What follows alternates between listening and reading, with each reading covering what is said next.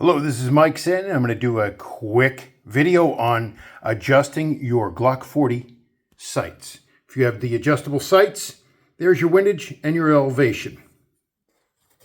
The rear screw, elevation. The forward screw, windage. Now, whichever you move your sight, that's where you're going to be moving the point of impact. Quick lesson. Turn it one way and it goes the wrong way. Turn it the other way.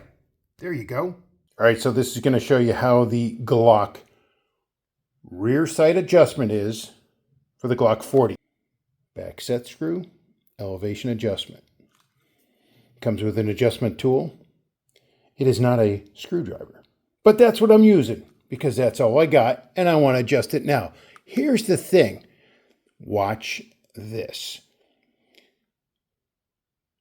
Rotating.